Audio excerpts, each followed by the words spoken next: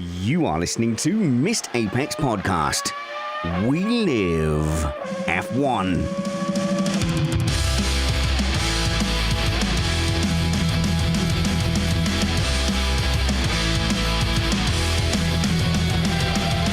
Welcome to Missed Apex Podcast. I'm your host, Richard Reddy, but my friends call me Spanners, so let's be friends. The title of today's show is I was forecast for an afternoon nap by now. How did we mess this up? That from Michael Clays on Twitter, because it was too exciting a race to nap for. And I'm used to F1 being a nap sport because I've been watching it since 18-7. But I'm so glad we've had a properly all-out entertaining race this weekend, because I was starting to get scared that I was going to lose some of my new F1 friends that have come to the sport over the last few years. And yes, there is a lot to be appreciated in the midfield. You can look beyond the domination at the front, but every now and then you just need a lovely sprinkle of rain and a little bit of chaos to keep you interested. We are an independent podcast produced in the podcasting shed with the kind permission of our better halves. We aim to bring you a race review before your Monday morning commute. We might be wrong, but we're first.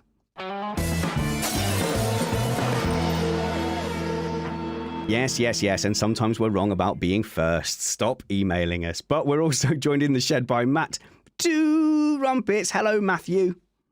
How many weather forecasts does it take to make an F1 strategist? The best thing about weather forecasts is that they are all entirely wrong. So you can be sitting just outside, being drenched in rain, holding up 7 umbrellas trying to protect yourself, and you log into your weather app and it says, sunshine, you're fine. The weather was unpredictable, not just to us, but also the teams today, which made it extra fun. Yeah, and that's the genesis of any kind of race. What you expect to happen doesn't. We're joined by our race analyst, Jeansy, Alex Jeansy Van Gene. Hello, mate. Good evening. It's been a while, so I'm looking forward to unpacking this one, because at least it was a good one. And despite the winner, there was loads going on. Yeah, but if you're a Verstappen fan, it was another brilliant race for the 9th time in a row. Yeah, shoving people off the circuit to win races. Oh, here we It's go. happened before. It started already, and I know that you and I have got things to say about each other's second favourite drivers as well. We're joined in the shed. One of us is wrong. Oh, go on, have it. One of us is wrong. one of us is right, one of us is wrong, but we'll get there. It'll be fine. You're definitely right about your one. I'm going to try and convince you I'm right about my one. We're joined by TikTok sensation Antonia Rankin. How's it going, mate? Hi, good to be back. Thank you for having me back after so long. I feel like it's been forever. I need to remember how to analyze things again. I think I've forgotten. Wow. I have to say, for those of you who didn't join us on the pre-show, you really switched gears then. Like, you are coming across so nice and pleasant right now. Oh, are you saying I'm not nice and pleasant? Oh, Spanners. Naughty boy. Everyone tune into the It's like she's a pro or something. My good friend Spanners, who I would never, ever call small. or insult physically. Okay, let's get on with our race review. Okay, that went downhill fast. I tell you what though, Matt, the big ticket item, the big talking point, the thing that really brought this race alive was the most perfectly timed rain shower in F1 history. Everyone got going safely, which is great, because at the moment in F1, if it's raining, they just wait. They won't let you go. It has turned into cricket or baseball, where they're just waiting for this perfect window of opportunity.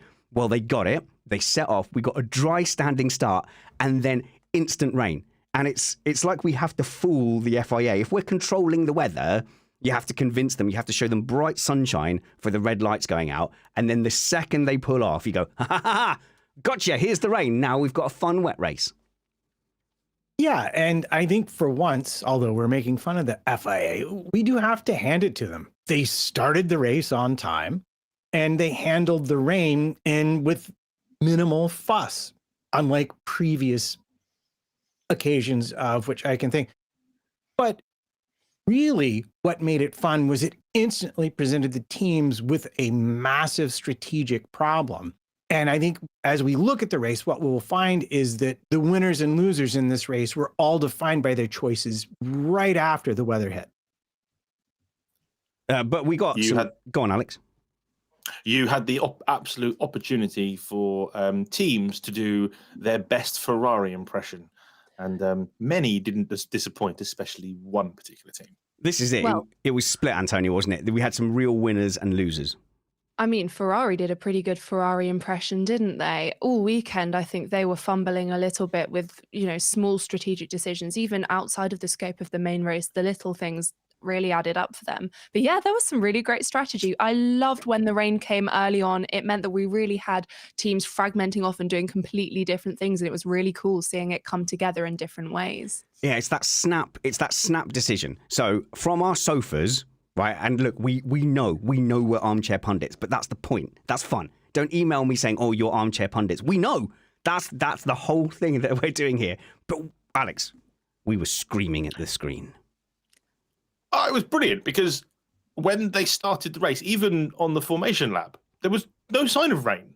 It was like, oh, okay, it's just they're going to talk about mixed conditions later, but there was no sign of rain. And then they got through the third corner, and all of a sudden I'm seeing spots on the cameras. I'm like, what's going on? And then there is the biggest downpour at the other end of the circuit, and I'm flabbergasted that more people didn't come in. 4 cars came in, Perez and 3 others? Madness, especially Lewis Hamilton being on the medium tyre. As something we know, if you're on a harder tyre, especially compared to everybody else on a wet track, you get them off as quickly as possible because they just don't work. Yeah, but surely the team saw this rain cloud coming in. I mean, I'm not even going to get into Lewis starting on the mediums because I can't even comprehend what thought process was going on there. I mean, when you're in borderline conditions, you whack softs on there. The most tolerant, you've got heater anyway. Surely any team is thinking if rain is going to be coming, you dive into the pits as soon as and they had time to get round and come in. It wasn't like it caught them on the start finish straight. Before the end of lap 1, it was coming down. And I was so surprised not to see these drivers piling in. I mean, even on the commentary, they were saying, oh, well, we're worried because the pit lane might not be long enough. It's a small pit here. All the cars are going to pile in and they won't fit. Yeah. And then they didn't. It's like nearly the whole top 10 just went by. There's a few points that you just touched on there that I don't really want to let go. So I'll just grab onto the Mercedes starting on the medium, Matt. I'm so tuned for Mercedes getting these kinds of calls wrong lately that when the whole grid was on softs and they were on mediums, I instantly took that as not, oh, wow, here's an opportunity for them. I was like, they must have got something wrong. It really feels when they are misstepping, when they're the only kid that is not like the others, it's not a positive at the moment. Well, no, it's not. And this already opens up an interesting area because, of course, Lewis did have the opportunity come in from the formation lap and put inters on immediately if he'd wanted to. But then having been on the mediums, I honestly see it as explaining why a lot of drivers did what they did. And this whole race, in fact, was simply strategists guessing when the rain was going to show up, how hard it was going to be, and how long it was going to be last. Hamilton on mediums is we don't expect a lot of rain. It's going to go away quickly, and you're going to have an advantage because you can run longer to when we expect harder rain later on. But not bailing him early off of those tires is the thing I don't get. No, I completely agree. I can't think of the logic behind it, if I'm honest. I mean, I can understand if they were in dry conditions because Pirelli, when they forecast tyre strategies, starting on a medium was the way to go if you didn't want to take the 2-stopper route. However, I think it would have been silly to suggest that this race was ever not going to be anything more or less than it was going to be 2 stops or more because there was going to be rain. And I don't know why they tried to stick with it when the rain was there. It was raining. You're not going to get around a circuit with good traction on medium tyres. You can't get the heat in them. So he was skidding around and it completely screwed him over. This is where the people on the pit wall actually have too much information because they're too busy looking at the screen, looking at the radar, rather than actually sticking their head out the pit wall and going, oh, where is the rain? Oh, actually, it's raining quite a lot. Let's actually do what the world is happening, not what the computer is saying. And at this point, the computer was saying, don't worry, it's going to stop in a second. And obviously, the pictures from what we all saw was like, even if it does stop in 3 minutes, the track is going to be soaked. So get those tyres off. Because the whole point, the whole key to being quick on mixed conditions is being on the right tires at the right time, even if that means you have to make a stop. I mean, look how much time Perez made up. Perez made up 15 seconds in 3 laps. Amazing, wasn't it? Bonkers. The delta to the slick tire that, say, for example, Albon was on, wound up being about 20 seconds a lap very rapidly. And the people who did stop early, this is also interesting. We had Perez, Leclerc, Gasly, Joe, Tsunoda, Lawson, and Magnussen in lap 1. And you'll notice that's only 6 teams worth of drivers. And then for lap 2, you just wound up missing out Mercedes and McLaren and Williams. They all came in lap 3, and lap 3 was far too late. At that point, you either had to stick it out, or I mean, I guess lap 3 means you admit you were wrong about lap 2, but you're hoping to save it somehow. Yeah, so there was 3 kind of distinct camps, it feels like. So there was the people that got it stopped nice and early, and that was split between people who went in on lap 1 and people who went lap 2. So Perez got an advantage from lap 1. Who else pitted lap 1? Gasly? Gasly, Leclerc. Alonso? No, he did what Max did pretty much the lap whole 2. race. Right. Alonso did. Yeah. Right. Okay. Fair enough. And that's partly because he had that great start and was actually faster than Max, I think, in those conditions on slick tires. So what we had is so the people who pitted in the first lap or the second lap, out of those people, if you take away Perez, who had a bit of a disaster towards the end, and an increasing cacophony of disasters towards the end, that I'm sure Alex will explain in detail.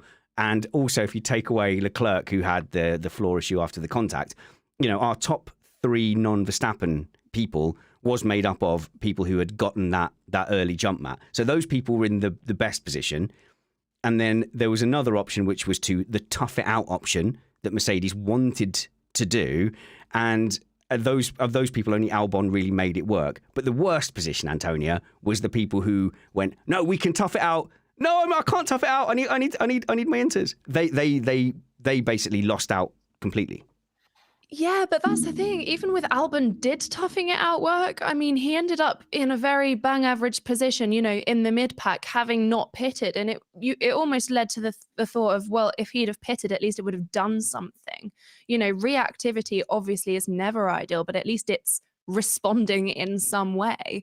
I thought it was a really interesting strategic move, and I think it could have paid off more than it did maybe had the car got more pace, but it ended up being something very brave that really yielded him nothing and probably just caused a lot of stress from him in the car, going, why is everyone around me pitting and I'm not? So let's be clear. That was not a winning strategy until his teammate suffered a hydraulic failure on lap 15 and brought out the safety car. Then it was a very, very winning strategy. Then it was a very, very winning strategy. Alex. If you didn't pit for new tires. And this means I have to talk about Oscar Piastri, because he flat spotted his tires right before the safety car and was in the lap before that happened. But he was on the same strategy as Albon, and he was ahead of him. Now, Albon didn't finish off so great, and that's because both he and Ocon came in on lap 61 for the wet tires instead of lap 60. And that was another one where you lost 9 or 10 seconds in that 2/3 of a lap, and that ruined both of their races. But you were looking at 7th and 8th or 6th and 7th for Albon and Ocon without that mistake from their team. Or in the case of Ocon, maybe they had to send him around because he would have been too close in on Gasly to get those tires. I didn't have time to figure out which one of those two it was. Yeah, I mean, going back to what you were saying about Oscar, I completely agree. It's one of those really frustrating things where the timing of it all ended up not being great for him. But I do wish that Piastri had ended up in a better result and had a better race overall than he ended up having, because he was doing really, really well and he was putting in such a fantastic performance. I mean, some of his sector times, he was really pulling ahead at one point, ahead of the rest of the pack, and he was doing so well. And I do wish it had yielded something a little bit more for him, because I think he ended up being a bit lost in the race by the end, which I think is a real shame. Yeah, and this, again, weirdly brings us back to Mercedes. Why was Piastri where he was? Well, because they kept him out. But what did they do? They did pit Norris. But if we look at Mercedes, did they split their strategy that way? No. They stayed out too long with both drivers. Then they came in too late with both drivers. And not until we got to the safety car did Russell get the option of going on the hard tire and waiting for the much later rain and maybe skipping a pit stop, which was the plan for them. But it's interesting. And I'm going to ask the question, do we think that maybe Mercedes' commitment to absolute fairness between their drivers caused them some strategic hassles today? No, I think it's Mercedes' middle of the road decision making that is their problem. They're not as clinical as Red Bull are. Red Bull are like, right, this is what we're doing, and we're doing it now. Merck are like, let's wait and see. It might come our way, and it was fine when they were in a dominant position in a dry race. But it cost them so many times in wet races. And now that they aren't the quickest car, it's costing them even more. They've cost both their drivers the potential to fight for a podium today. And that is without any shadow of a doubt in my mind. Okay, so look, we've got a few directions to go in here. So in a way, I don't want to be too harsh on the strategists. I agree with what you're saying, but there was an element of, is this going to be a very, very short, sharp shower, or is this going to be prolonged rain? So that's the excuse, if you like, for the teams that didn't pit.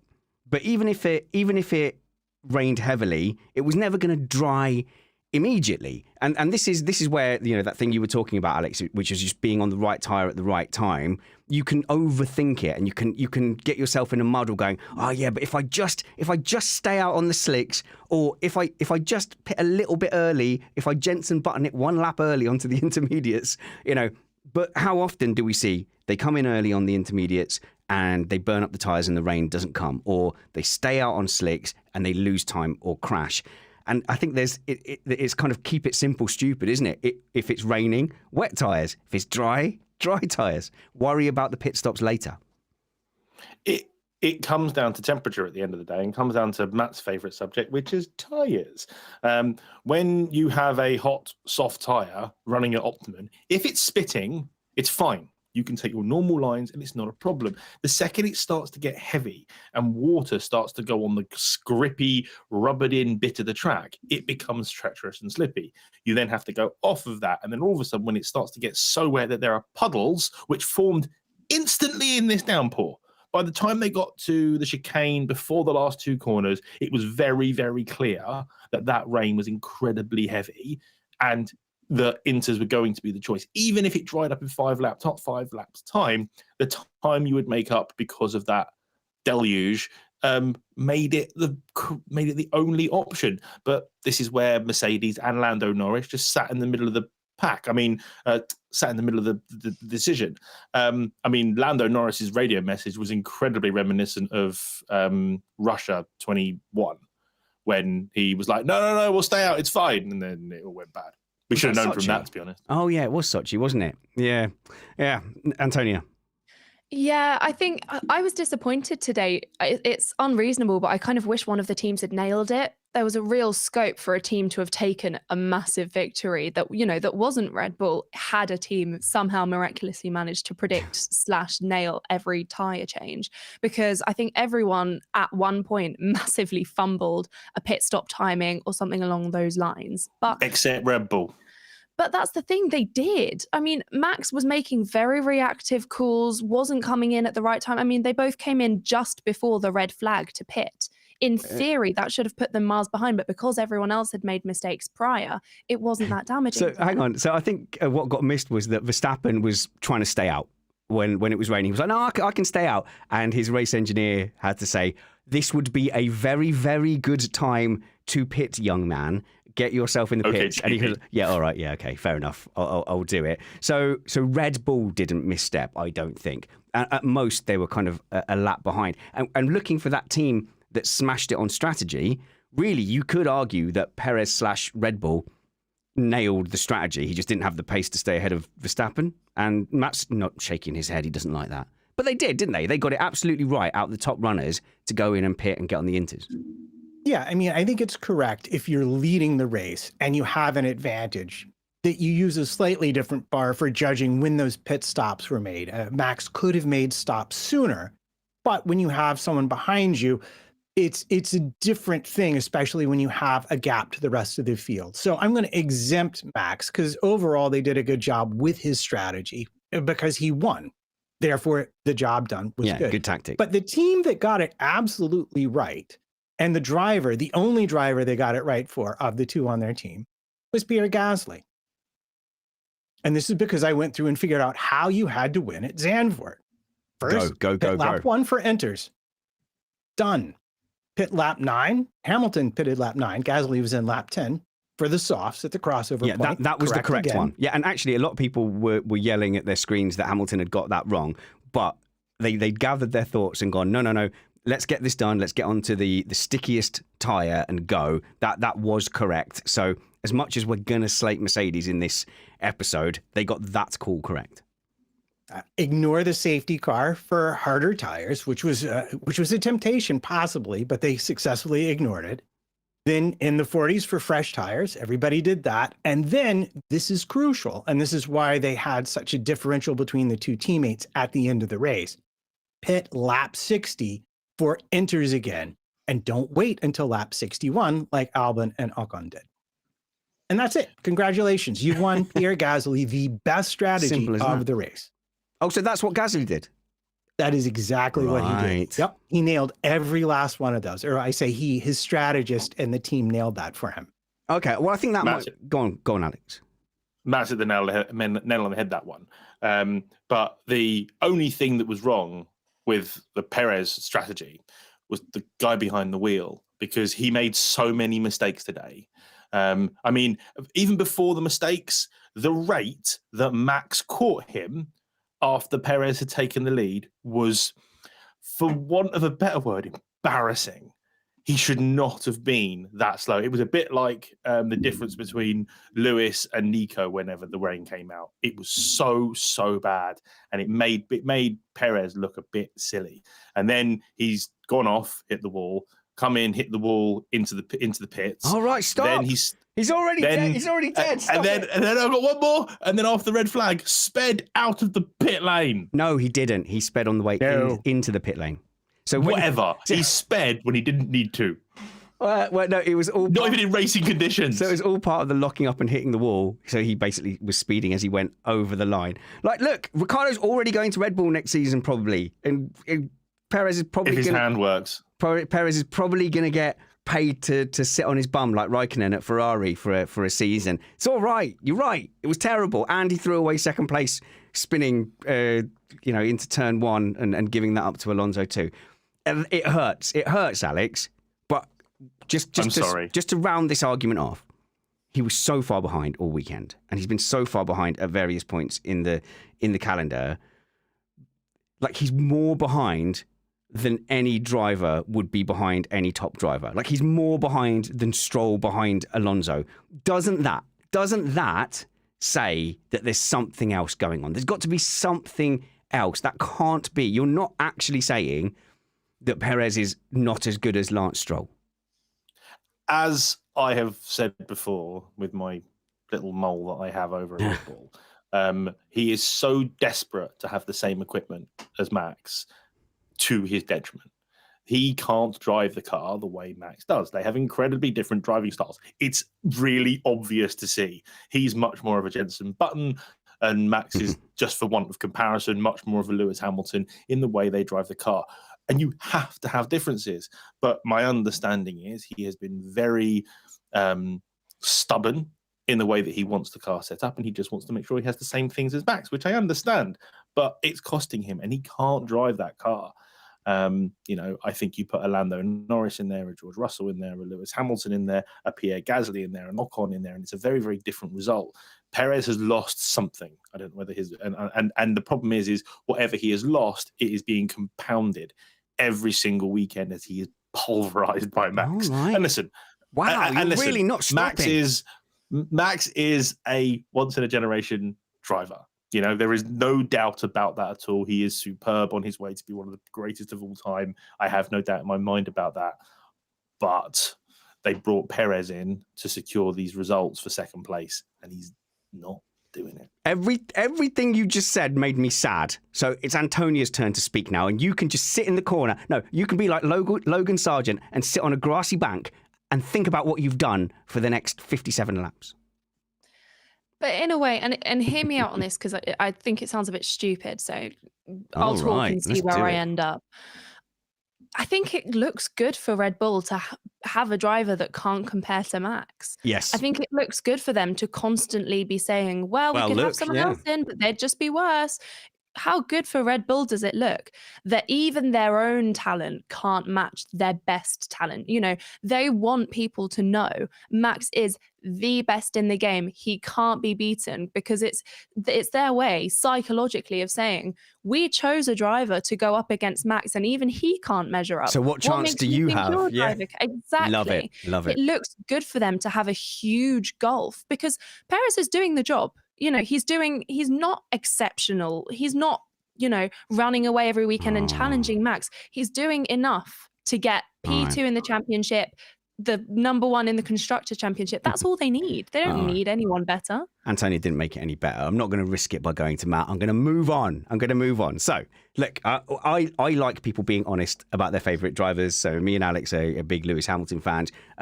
Alex is a big George Russell fan. I think that fanness is growing as we look to the next generation. I've followed Perez his whole career, which means I'm feeling a little bit sad this season and last season and this season.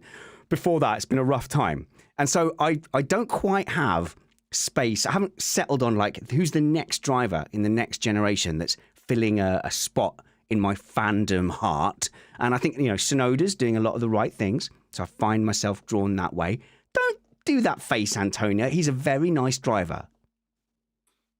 What's the face? To everyone except the people on the radio. Bless him. Oh, yeah, no, he's mean to those people. He hasn't had too much of a rant in a while, to be fair. Because you all shamed him. What has he been doing to be anything other than in the midfield? Oh, wow. We don't hear every single radio message from every single driver, because it's like going into a library and picking out the like medium book. I'm just getting kicking off the kicking here. But they like a Tsunoda radio, because and they like a feisty radio. Yeah. If someone is shouting at their pit crew, they will play it. So if he hasn't been shouting at it, then that's why we haven't heard it. Because if he was shouting, we 100% would have heard the radio. So I think he's probably been told to calm the F down and not shout and do as you're told, which is probably correct for someone of that age who's hot-headed and probably just needs to focus on driving the car. Matt. A feisty radio is fine as long as you finish ahead of your teammate who only drove one practice session. This is not going well for me. In the entire weekend and penalized for contact on top of it. And impeding in qualifying as well. Oh, yeah, that too. Sorry. Thank you for reminding me. Yeah, don't get me wrong. Tsunoda is a good driver. He came into F1 with a lot of promise, and I don't doubt the guy has pace. He's just in a very, unfortunately, I say bang average car. They're bottom in the Constructors' Championships. They're the worst car on the grid. However, Lawson, my word, I was so happy to see him get swallowed up today, because he wasn't chewed up and spat out at the back of the pack. He wasn't in loads of incidents. He wasn't spinning around constantly in the wet conditions, which would have been so difficult. He did a decent job. He got P13. He did midfield. He did bang exactly as you would have wanted him to do. He did exactly what a rookie needs to do, which is fill the gap. And he did a great job. I was so happy to see it. Yeah. As for the next generation of talent, Tsunoda, no, would not be my pick. Oh, yeah. However, I think there are about 5 drivers on the grid right now who could be world champions if they were in the car for it. And I'm glad you brought us there. So first things first, Alex, you are now off the hook. Antonia has hit the boom arm of her mic about 6 or 7 times. So now you aren't, she hasn't headbutted it yet. So you still hold the headbutting your microphone record. But the only reason I haven't done it in a very long time, thank you. I've messaged you 7 times. I was trying to get to Gasly. If we're talking about this new generation who has the potential to be world champions in the right car, but if there is space in my F1 fan heart, something has been building for Gasly, and I've loved the way that when he's on his day, He seems just very, very aggressive, pushy. And I know if we painted all the cars white, I probably couldn't tell which driver was which, but I feel like I could. I feel like I could pick out Gasly from a crowd, even if that's just spiritually and not like in reality. But today, strategy aside, I don't think every driver in the grid gets that podium today, Antonia. I think that was a little bit of a special grabbing of an opportunity. No, I agree. And we saw it in Monza in 2020 that Gasly got the win there. Yeah, 2020. I mean, he is a driver with grit and he is blimming good. And you see it even off of the track. He really, really wants it. And that hunger, but it's calculated hunger. It's not uncontrolled. I'm young and, he's good. However, I do think there are other drivers on the grid where in the same car they would beat him in terms of raw pace, driving intelligence, just raw racing ability. The kind of thing that Max has, that just spark where they can see a gap and go for it tactfully without making a mistake. Want a hot take? Do it. Gasly is putting in Perez at Sauber and Perez at 14-year performances, and that's the type of driver I think he is. Oh my God! That is rough. He's not on the level. Alex, he just other drivers. Alex, he just finished on the podium in a dog Alpine at Zandvoort. How many times did Perez do that? Yeah, loads of times. Damn it. Sorry, did not Ocon already do that this season? I mean, if we're going to talk about the podium being special, and his qualifying was better than Gasly's this weekend too. He's got to bring it to Ocon, doesn't he? Every time. We're not talking about Ocon. Yeah, quit it. I'm just saying that if the bar is I finished third in an Alpine this season, then he's not done anything more than his teammate. I think I'm that's not even against reasonable Ocon at this point. No, I'm beginning to be. I like Ocon. I've always liked Ocon. I think Ocon's really good. You don't get on the Mercedes. I don't think you get on the Mercedes program without having talent. Correct. And he was a Toto pick as well. It's just they just didn't have the drive for him at the time. Counteract Matt, just to balance the missed apex energy, we have to be slightly Ocon negative. That is fine, because actually the person I would put forward in this race would be Albon. 110%. How can you not love him at this point? That's what I would ask. Okay, I know. All right, then I'll have a go at being the big ruiner. Now, Alex, go on. You're so good at it. You just do it now.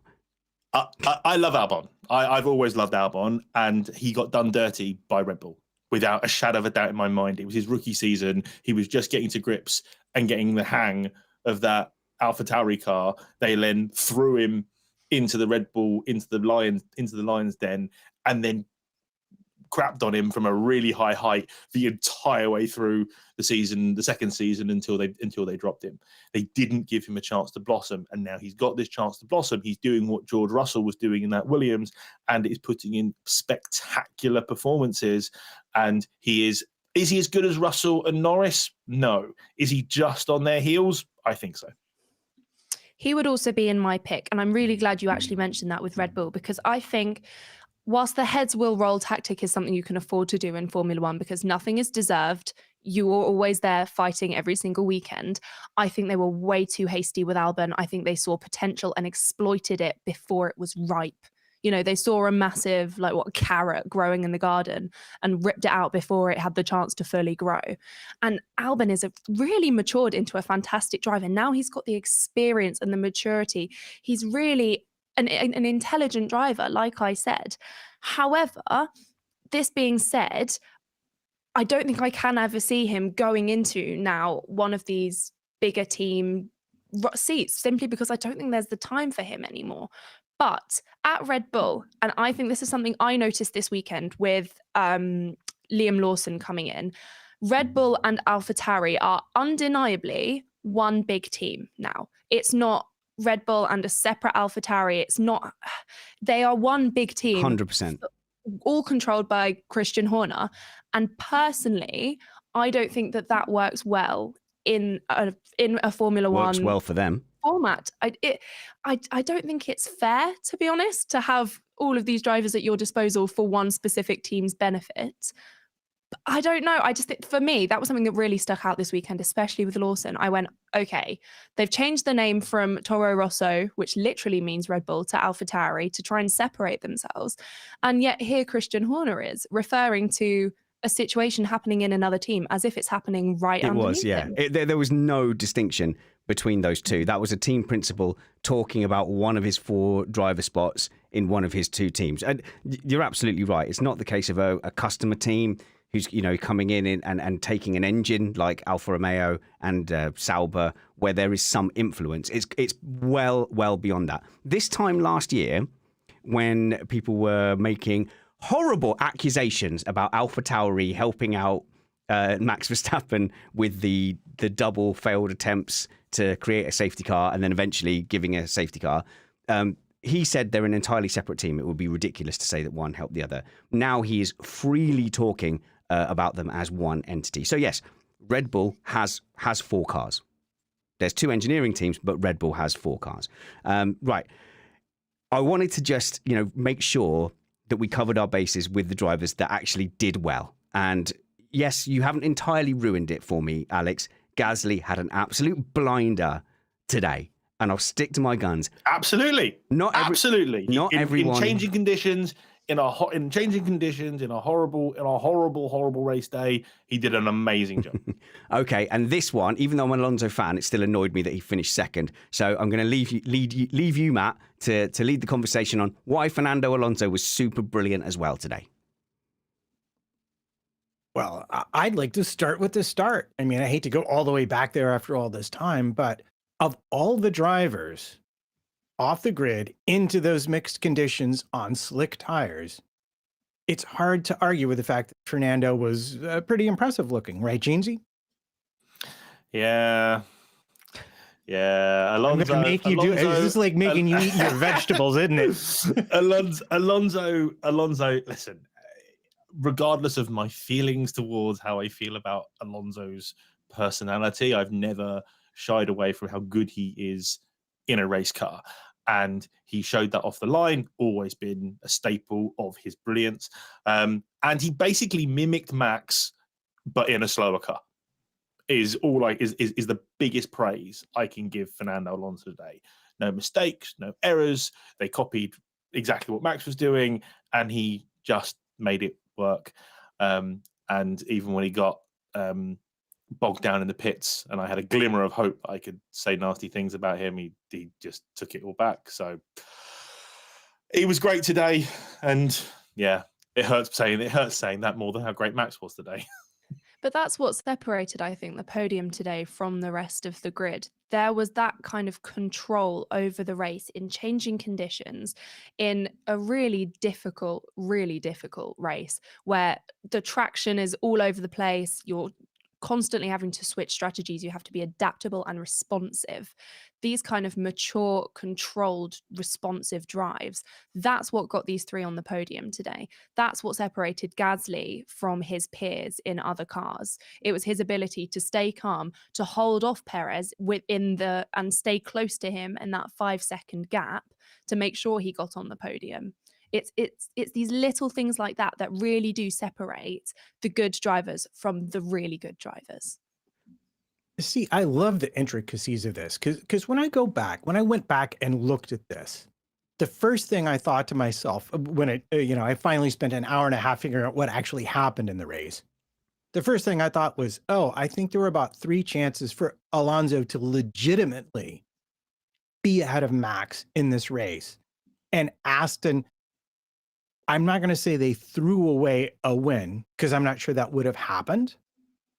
But I think the opportunity for Alonso to have been first out of the pits after the red flag might have, in theory, existed. And it goes back to that very first pit stop where they followed Max around, admittedly probably doing the opposite of Perez, which is a standard Formula One tactic. But just imagine, oh my God, if he'd come in behind Perez, Max would have been behind him. And guess what Aston was not going to do? Undercut Max so he could be ahead of Alonso. Yeah, I don't know. Going back to what you're saying about Alonso potentially taking the win, I think this is, in a way, after the red flag, why I felt a little bit robbed that we didn't have a standing start. Because I do think if Alonso had had a good start off of the line of a standing start, I mean, he was following Max quite quickly after the red flag, the rolling start. For a long time, he was within 2 seconds actually sticking with him before he then decided to drop off a little bit. And I do think that that was a conscious thing to stop pushing on him as much, to save his tyres, actually make it the 7 laps until the end of the race. And I wish we could have had a standing start, because I think we could have had so many good battles going on there that we didn't end up having. And I'm not quite sure why we had a rolling start, because in my opinion, the conditions were safe for it. I've got a theory. No, hang on. Look. Go on, you go. Well, that didn't last very long, me being in charge, did it? I come back. So, when there was first an introduction of standing starts after a red flag, we all went rabble, rabble, rabble, rabble. Because this was just after we'd sort of clocked on that the safety cars were being much more trigger happy. So they go, oh, safety car, here's a chance to bunch up the pack. And if there was a red flag, they would go, oh, we'll do a standing start now. And at the time, it was like, that's so stupid. That is just manipulating, extra excitement that wasn't earned. It should be a rolling start like normal. And then we all saw the standing starts after the red flags, and they were super duper fun, and we got used to them. And so now it was a disappointment when you suddenly say, right, we're going to do a rolling start. There was nothing stopping that being a standing start. I wonder if race control were thinking about getting safely out of the hotbed of Max Verstappen fans. And if you want to be a conspiracy theorist, you go, oh, that makes the risk of the home win, much, much smaller if we then go and do a rolling start. I think we should give them the benefit of the doubt and say it was for safety, but I did go, sus and boring and rubbish, boo. I definitely screamed boo at the screen and tweeted boo. Yeah. But I still think it was the wrong decision. I don't think it was wet enough to be an issue, but they probably had flashbacks to Australia. And the chaos. I think probably Alpine had a flashback to Australia. Yeah. No, so, can we please a rolling start, please, please. Yeah. So this is where, I'm a massive hypocrite as a fan. It's the balance between being a fan and then playing armchair FIA, armchair race control. What would I do? Because in Australia, I was fully like, oh, that was so stupid. It was a farce. The whole, you threw the red flag out and then you do your safe. And look, you've got your just desserts. You deserved all that chaos. And then today I'm going, boo, that should have been a standing start. So, yeah, fully admit the hypocrisy on that one. My only counterpoint to this argument would have been lap one. Lap one, where I fully expected multiple people to drive off the circuit and or crash, slick tires, raining. It didn't happen. And so maybe if I'm going to be super critical, I would raise my hand and say, well, look, you had lap one as evidence. The drivers could handle this. And it's more of a fair sporting from a Formula One point of view way to do things. So it wouldn't have been entirely remiss, I think. I think a standing start was in the realm of possibility. Yeah. But I also understand after Australia why they wouldn't want to subject themselves to it again. And we, the fans, maybe bear some blame because we sure did yell at them a lot. Didn't we? Yeah. I don't know. I'm willing to let go of the fact we had a rolling start, or I would be, were it not for the fact that they made everyone start on the Inter tyres. That I felt was too much for me, because the Red Bulls were on wets. And I thought, okay, well, they might not change them. So I thought they might leave them on in the off chance that there were more rain, because they were saying there was going to be a little bit of pitter patter, enough to warrant perhaps leaving the wets on, which I thought would then lead to a really interesting last minute charge into the pits for the Red Bulls to change onto the Inters. And again, give us something interesting, give us a bit more strategy in the last few laps of the race. So I thought, with the rolling start and the fact that everyone was on the same tyres, I do understand that that's from a safety perspective, but it wasn't like anyone was on slicks. It wasn't like anyone was going to go sliding off. Too much grip never killed anyone. But I don't know. I think I would have liked to see a little bit more coming into play after the red flag. Well, this is interesting. I think what they wanted to do was get rid of the possibility that teams would put both their drivers on the wets and then try and pit them at the same time to avoid the kind of chaos that we saw in Spa. I think that was sitting firmly in their heads. So they picked the tire that they knew everybody would be happy enough on. And yeah, it would have been fun if someone could have put on some softs. It would have been fun to see someone on the wrong tire having to come in, but there are also only effectively 5 laps of racing left. So they knew everyone the inters would work for 5 laps. And so that's what they put everyone on. So it was about the racing on track. So a disgruntled Mercedes fan, and I'm so sorry, I cannot remember the lady's name that tweeted it, said, I'm so glad that they've mandated that they have to start on intermediates because I was scared they were going to put Hamilton out on the hards. And that is just showing the current state of the Hamilton Mercedes fan base at the moment. So I think we did cover most of Mercedes, but I think I had a couple of little points that I had outstanding about that. I think one was Russell's race. So we covered sort of Hamilton's race. He in fact, here we go. He qualified badly. He had a poor Saturday. I know he was impeded on 3 separate occasions, but I was really unpopular on Twitter because, I'm meant to be like, a Hamilton fanboy. And I just said he looked off on the inters all weekend. And on the Friday practices, he was slower than Russell on inters.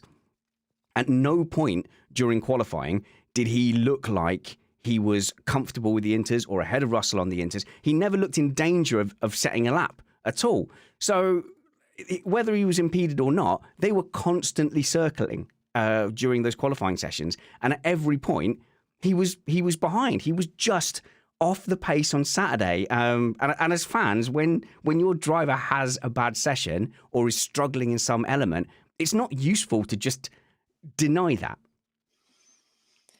Yeah, it was a hard one for Lewis this weekend, I think. He was very clearly not comfortable with the car. I know he came on the radio a couple of times saying it's not responding. And I cannot stress this enough at Zandvoort, you need a responsive car, because if you're going into these long sweeping turns and then all of a sudden you've got that really nasty chicane at the end of the lap, it's very easy to go off there and really struggle, especially at that part. But he just really didn't seem to have it. And normally Lewis in the wet is excellent. That is when he comes into play. He gives a masterclass in difficult conditions. And that's what his experience affords him. That's why he's one of the greats, because he's been in the sport long enough where he can put on these fantastic shows going, I know how to drive a car in the wet. I know how to do this. Let me show you. But I mean, George, I felt so disappointed for in the race because he qualified well and then what? He was P18 after the first round of mishaps occurred.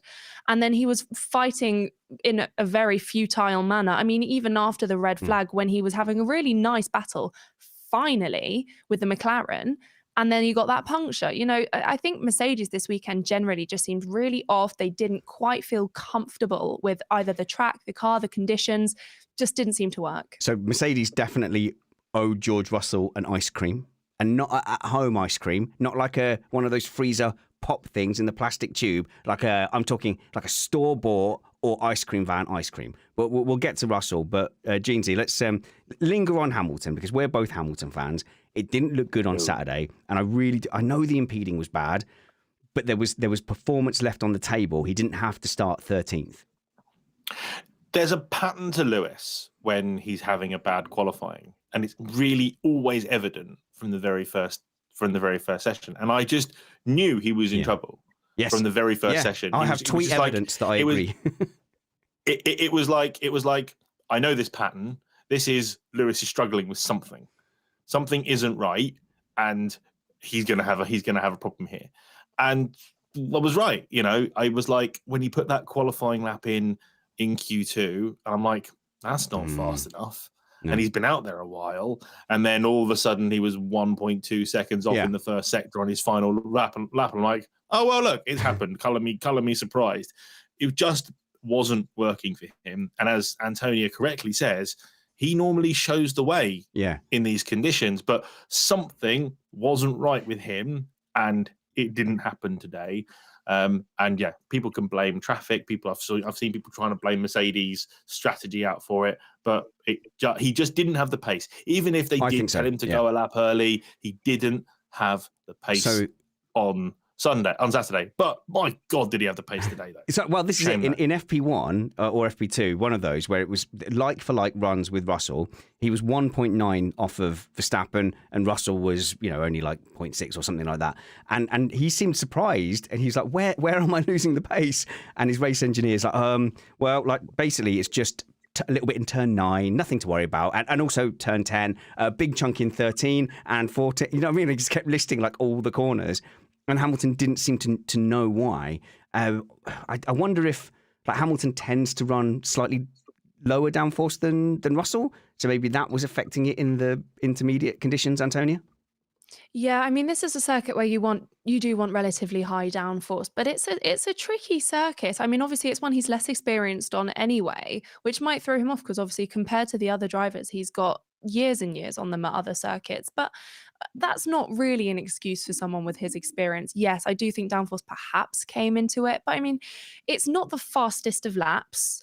DRS is really huge. It's 17 odd kilometers an hour, but you're only averaging about 134 miles per hour anyway. So it's not a super fast one where you need to have lightning speed reactions and then, you're doing tight turns. It's long sweeping corners where obviously this is so easy for me to say because I'm not a driver, but it's not like on the corners, you've got the smallest of margins. It's not Jeddah. You're not going around and you're playing it safe, so you're missing about a tenth at each corner. I don't know. I just think it was a case of him not clicking with the circuit. And to put this into perspective, the last time I saw you in a motor vehicle on a long sweeping corner, you were just laid out unconscious. So I'm not sure whether that is relevant, but I'll post video evidence. Yeah, thanks. Sorry about that. I am also terrible at go-karts. I think I've killed Alex. So, look, in the race, though, he was right, Matt. Alex is right. In the race, Hamilton just did seem to come to life. And I think as the conditions dried out, we saw where his pace was. So the race pace was strong. The Mercedes pace was actually really, really strong. And I guess that gives them hope going forward, that despite nearly everything going wrong today, this weekend, from qualifying through to that first call to not pit, and they put themselves in a terrible position, actually the pace they had and his performance through the pack and overtaking in the dry at a hard track like this to get up to, was it P6 in the end? That's, I mean, it's damning with faint praise, but P6 felt like a good story for the weekend. Well, this is a weird track. Qualifying matters a bit more than usual here than on most other tracks, because essentially you can't pass at all in Sector 2. And for Lewis, it was a story of, from FP1, he liked the car. The changes they made when they went to FP2, he didn't like. The changes they made when they went to FP3, he liked even less. And by the time he got to qualifying, it's worth understanding how different the weather was to what they'd had to that first free practice. And I think this is the difference between him and Russell. Russell was able to get the tires working better than Lewis, especially because Lewis had the impeding incidents to deal with, which cost him tire temperature. And so Lewis finds himself starting in a terrible position. But ultimately, the car itself proved to be, I think, the second fastest car overall, at least at the end of the race and in Lewis's hands. So again, we have this dichotomy where you can have a car that does well in the race because you can manage the tires, but the price you pay for that is in qualifying. It's harder to get a good time because it's hard to get them into the window at the start of the lap where you need that temperature to be that precise. Russell isn't as good at managing degradation, but the flip side of that is he's going to heat those tires up faster because of how he drives the car. This is why we see Lewis generally having better races than George at this point in the season, in my extremely humble opinion. If you do say so yourself. Yes. I mean, George at the end of the race, unfortunately, wasn't quite the tyre wizard, was he? I mean, they certainly weren't very hot. Holy, perhaps, yes. But no, towards the end of the race, Lewis did seem to do pretty well. And he really got to grips and he was putting in a really interesting battle with Norris. We didn't quite catch it at the end of the race, but it was almost a photo finish with him and Lando, I believe, right at the end of the lap. It was really, really close, something like 27,000 something. It was really good battle anyway towards the end of the race. And I do think on race pace, they call George Mr. Saturday, yes, but Lewis experience will show at some point and he can control a race very, very well. He's Lewis. But I still feel myself a little bit underwhelmed. I think there was more that Mercedes could have given. Like you said, they did have a good car, but it just wasn't as responsive as you would hope it would be. Okay. So earlier in the show, I got assassinated for the drivers I support. Antonia stuck the knife in, a full bayonet twist over Sonoda. Van Gien just, I'm already on the floor as a Perez fan, but he just fully kept kicking me as if I was USEC below the belt, right? There we go. So now it's my turn, okay? George Russell, Alex, was mugged. Absolutely was mugged by the strategy. Totally unlucky. A great qualifying performance. What I'll say is there was a weird demeanor around the circumstances by which he was robbed, which is there's a three-pronged assault. After Saturday and before the race today, he looked so chipper. He really looked like he had it in the bag. The race was finished. He already had his podium medal. He was already smelling the champagne doused hair, and he was already mentally in the nightclub, it seemed like. And the third of that prong is the battle with Norris and perhaps not giving him enough room. I do think that was Norris's fault, but maybe driving a little bit on tilt at the end of the day. The one that got me, though, was the radio message when he'd ended up down in P17, where he came on the radio and he says, "Where's my podium? You told me I was entitled to a podium. Where's my podium that I'm entitled to?" And it was a little bit revealing. It was like, I was told I would get a podium and now I don't have a podium. And it was very blamey and it wasn't very kind of teamy. And you go, oh, I'm not sure he'll look back on that and go, that's not what I wanted to say. I mean, just for legal reasons, that is not a direct quote. Is it not? Is it not exactly what he said? It's not a direct quote. He basically said, we were forecast for a podium today. Oh, did I misspeak? I'm so sorry. What the F happened? Yeah. And you can pick on this comment all you want. But tell me he wasn't absolutely correct in saying, yeah, I thought I probably would be fighting with Lando for most of the race and probably had a better car than Lando, so I'd probably beat Lando and then be behind. Probably thought he'd be second at that point because we hadn't had the Perez and the Alonso brilliance. I'm with Russell.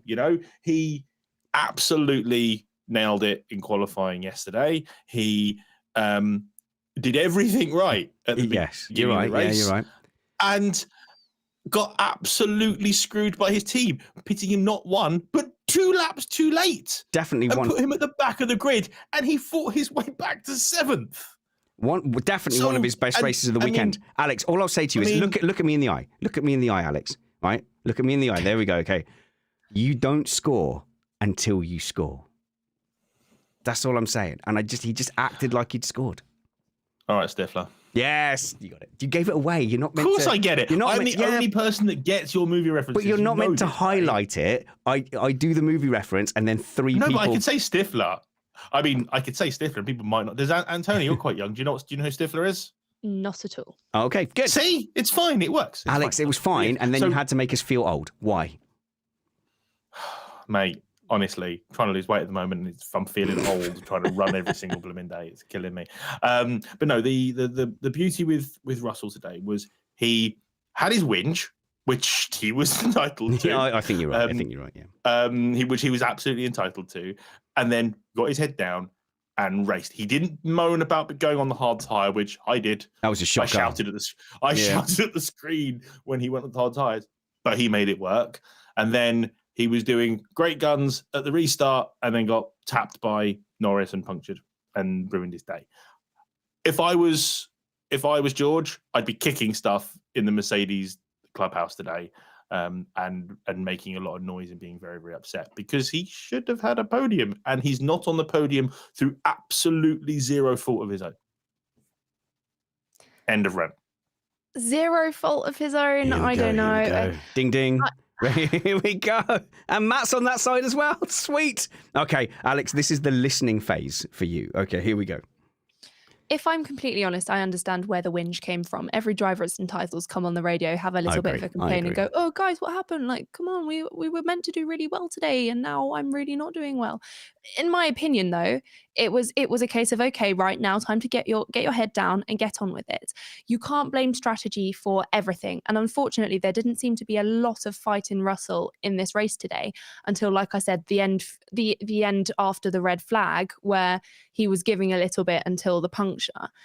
As for the context within, across the rest of the season, I do think George has proven himself to be a fantastic driver, no doubt, and he's doing well in the Mercedes. But I haven't been wowed by his performances in the way that I was expecting to be once he got plonked in that Mercedes, to be honest. I think over the course of the season, he's done some good performances, proven himself to be quite reliable. But at the end of the day, going back to his radio message, you can't come on the radio and blame everything on strategy. And unfortunately, he just wasn't there today. No, Alex, no, you have to wait. Matt first. Well, hard tire, split strategy, Mercedes, that's the easy one. Just sometimes you're the person who gets the other side of the split strategy. And they might have even sold it to him, because we certainly heard Mike Caulfield talking about how you could tell the driver, oh, well, 1 out of 10 million times this strategy wins you the race. And the driver's like, yeah, that's the one I want. They just hear, oh, that'll work, will it? Exactly. So it could have been that. I don't know. Or if they just said, well, this is where they are on track, so Russell gets the strategy. It doesn't matter. They did mess him about a bit because they should have split the strategy with Mercedes. But had they done that, likely it was Hamilton on the medium tire that would have gotten the come in now call. And Russell would have been the stick it out call, which also would have cost him. But I think everyone's gone to a lot of trouble here as far as Russell's concerned, because when I look at our whose fault is it board, I see Tsunoda and Russell, and I see Norris and Russell, and I see Leclerc and Norris. And the two people who feature twice there are Norris and Russell. So, I mean, how is that not in some way, shape, or form Russell's problem for being so, what do you call it, argy-bargy with his driving? Oh, Alex. Okay, unleash. Okay, so first of all, I don't know where you're coming from, because it's, he can absolutely blame the strategy. Him, Lewis, to be fair, anyone who was left out to hang in those first couple of stages, unless they said, no, I want to stay out, which I think only Lando did. And Verstappen, not. Verstappen did as well. But he got Verstappen did as well. But Verstappen's in a different stratosphere at the moment when it comes to this kind of stuff, and it's not even worth talking about. And George had his head down today, and as in got his head down and got on with the job. He dealt with it after there was win. He had his win. He was allowed to have that, as far as I'm concerned, not these two boring people. And then just got on with it. They gave him the hard tire, which, as I said, should have been a concern to a lot of people. And then as everyone started to pit from their soft tires, he came alive on the hards. He overtook a bunch of people and he just kept moving forward. And before we knew it, he was up inside the top 10, which I wasn't expecting to ever see him in that race. That shows a real class and just a determination of making a strategy work. And he really, really did. Okay, when you're coming through the field at that rate of pace, you're going to get close to people. And, he had a little bit of contact a couple of times, but I still don't think that tarnished what was actually a really great day, despite the first 20 laps of the race.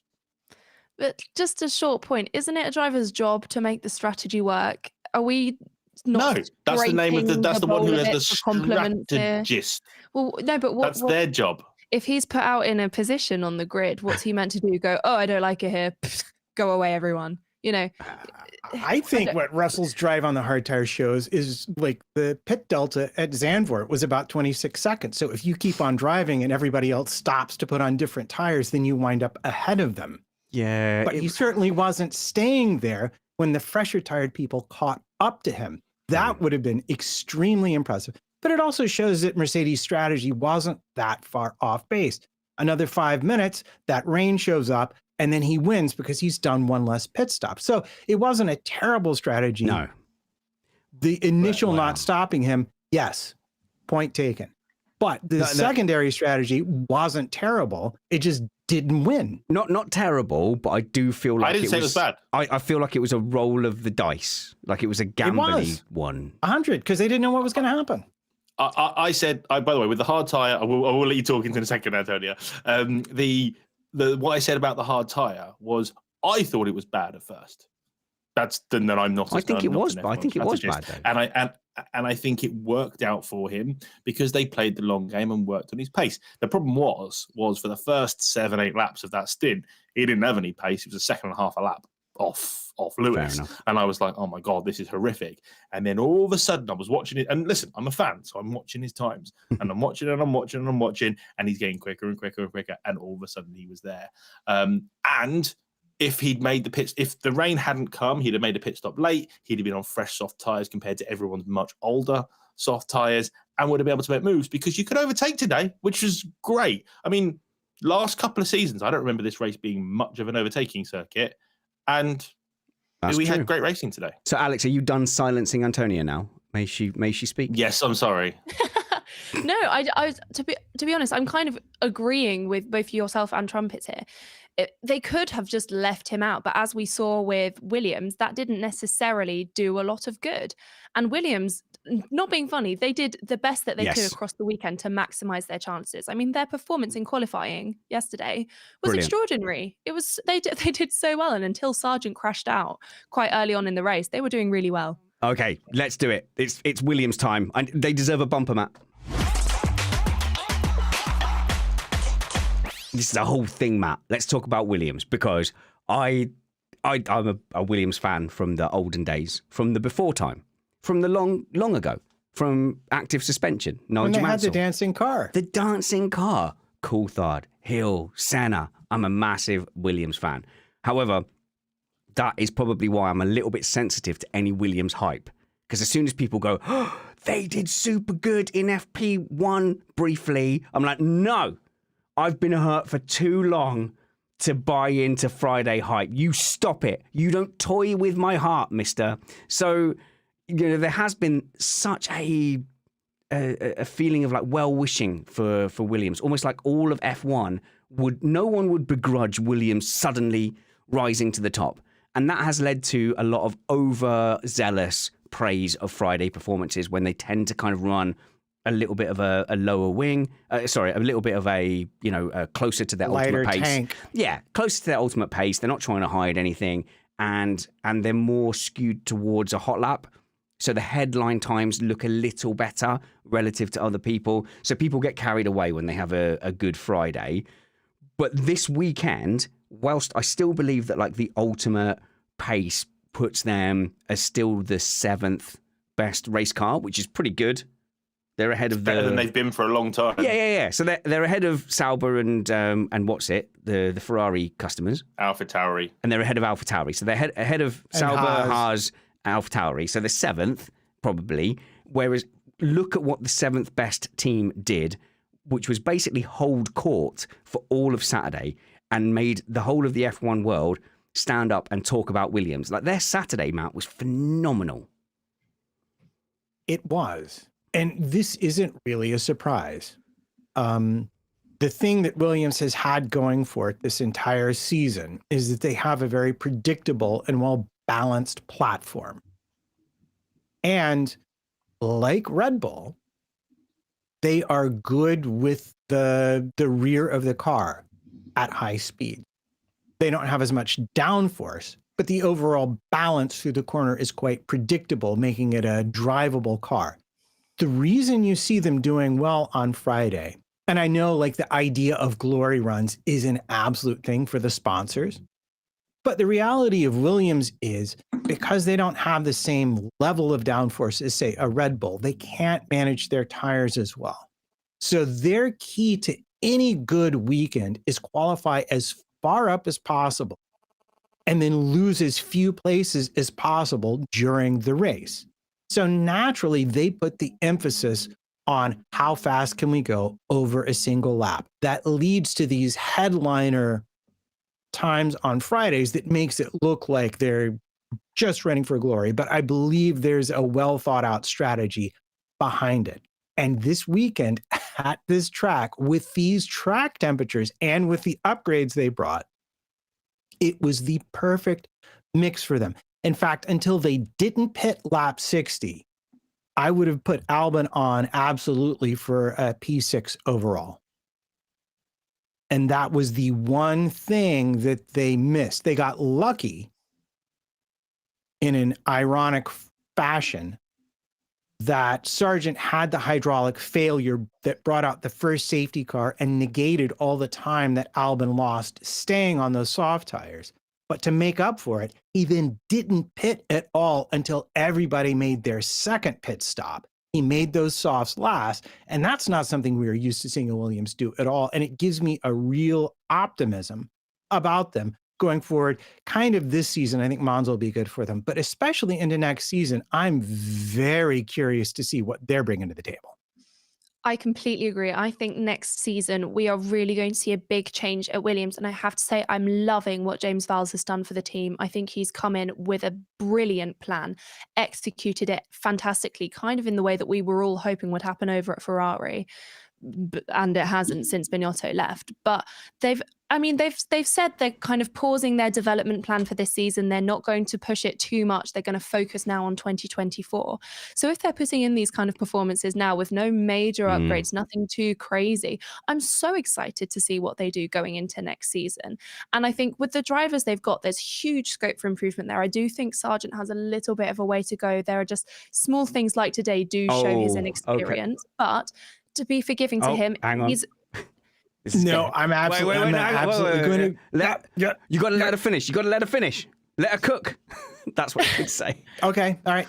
But, I do think Sargeant, like I said, he's got a few little things that just need to be teased out through experience. And don't get me wrong, it's getting towards the end of the season. I would like to see a few less mistakes from him. But with how it's going at Williams, I'm so excited for 2024. I do genuinely think, given the way that they're going now, they could be pushing for podiums next year.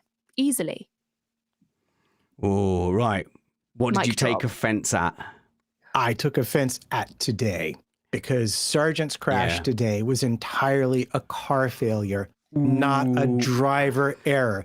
Yesterday, I will admit, you have an absolute point. Yesterday, even though he made Q3 for the first time, and that's a step forward, he could have finished 5th or 6th maybe if he'd not put it in the wall. Sure. Well, there we go. There's a lot of Sargeant putting it in the wall. That's mainly where we hear about Logan Sargeant. Can I just read a tweet from Chris Medland? James Vowles confirms Logan Sargeant lost hydraulic pressure before his crash, meaning no power steering, and he just sailed wide. Says it's down to the team to rally around him and pick him up from Monza, as it wasn't his error. So, on face value... Is this where I have to now backtrack? No.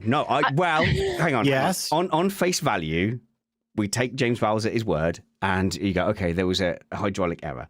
And I think if we'd have said, if that had happened to Sainz, if that had happened to Russell, if that had happened to Bottas, I think there wouldn't be a hint of question.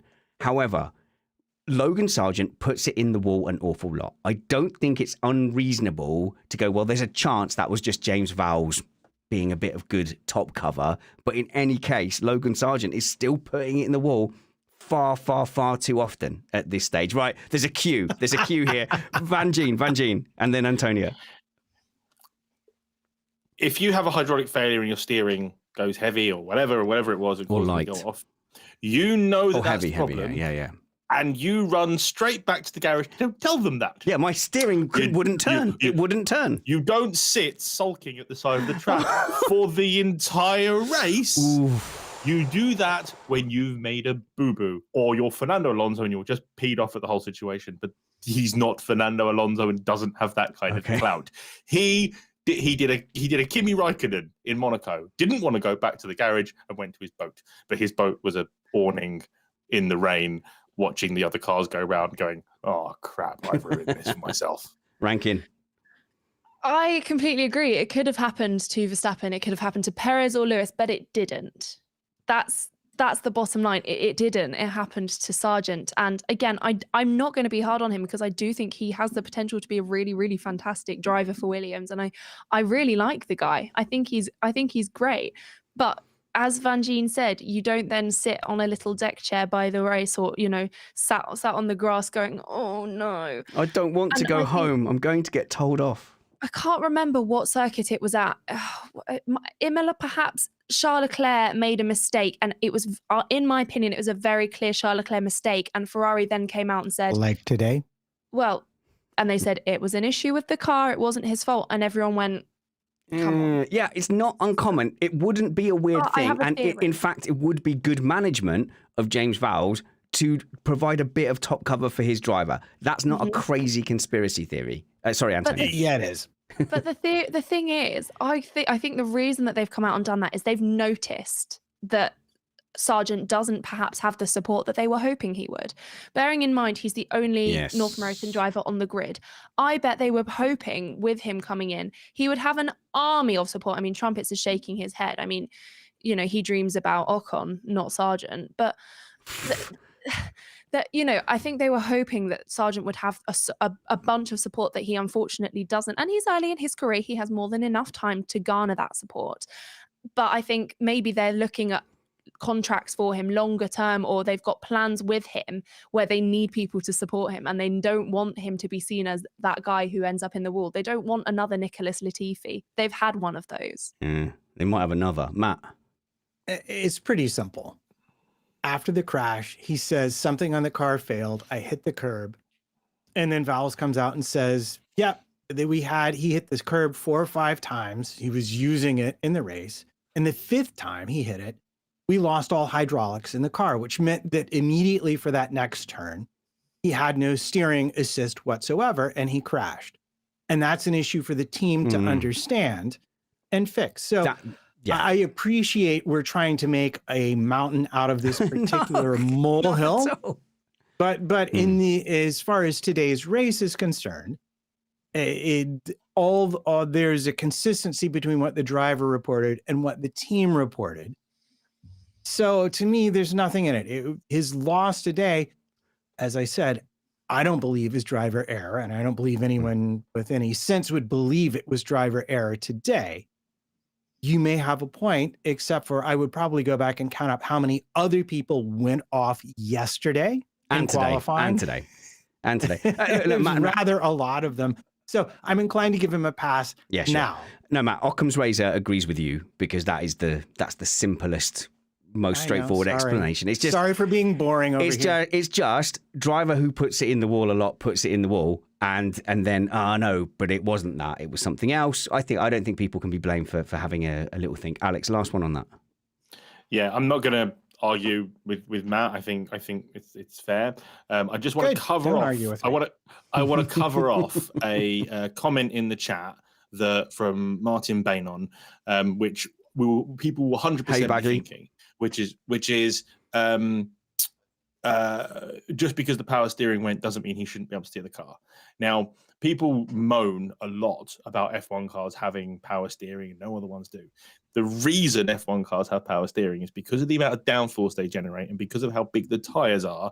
It's not feasible for someone to be as small as F1 drivers have to be to fit in F1 cars and still be able to muscle those things around for 70 laps, 2 hours, with that kind of thing. And also, if all of a sudden you are used to turning a wheel with a particular amount of force, and then all of a sudden it goes away from you when you're in the middle of a fast corner. 7 times the amount of force to make the same turn. Exactly. When you're going through a middle of a corner and all of a sudden you lose all of that, you're not turning in for the corner. You are going straight to the wall. Maybe all of his crashes have been hydraulic failures. The reason I talk about I don't necessarily believe the defense is because you don't sit if it's not your fault when you've been crashing a lot, you just walk back. You want to you want to get back and go, it wasn't my fault. It wasn't my fault. Go look at that. You want to go and defend yourself. Oh, Alex, wait. He sat there sulking like someone who made a mistake. He could just have been sad that he was enjoying the race car race and the race car race was finished. What position was he in when he crashed? I don't remember. Sort of Stroll type region. Well, was he on for points? With him crashing and getting so Williams left both drivers out. Mm-hmm. So no safety car, neither Albon nor he is in the points. But if you give him the same safety car redemption that Albon got, then yeah, points. Quickly, Stroll was mentioned there. Was there any explanation for Stroll being so far back with his teammate in P2? He's rubbish and not good enough. Oh, Alex, no, we meant an excuse. Get out of my sport. Oh, but yeah. Split strategy. They put him on the medium tire at the safety car. No, and the medium tire wasn't the tire to be on. And yes, even at that, he still wound up 11th. So Okay, no, that's fine. Actually, when I was speaking on the ringer earlier, I was trying to think. I knew that one person had then gone onto the medium and it didn't work, and I couldn't remember who it was. Several people did. Stroll. So was it? How many people went to medium? Would you like to know who it was? Because this is what I spend all my time doing instead of we may as well have it. So who went to the medium incorrectly?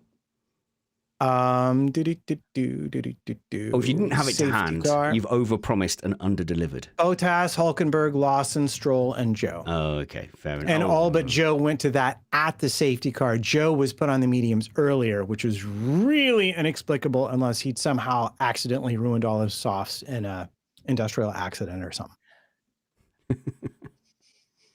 Okay, Antonia, you were trying to get in there. Oh, sorry, was I? I think it was Stroll. I think we were still on Stroll. Oh yeah, no, I did with Stroll. I actually think he had a pretty decent race, given that he was on this. Given that he was on the alternate strategy, which was the suboptimal strategy. I actually think to recover to 11th, but he actually put in a pretty good performance. He was, don't get me wrong, he wasn't pushing for positions at the top of the grid, but he also wasn't in mega trouble at the bottom, and he just kept his race ticking on. So I actually think kudos to him, to be honest. Okay, so look, we're getting towards the end of the show. We're moving towards the awards. And Matt pointed out that we haven't yet mentioned Ferrari. So I'll go to Alex and say, hey, what about that Verstappen thing where he just shoved the car off track and didn't get penalised?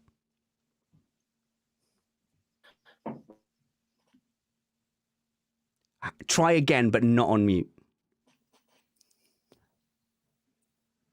Do you know what? It's this new Riverside. Do it on mute. Do it on mute. I prefer it on mute. It's this new Riverside thing. Go back.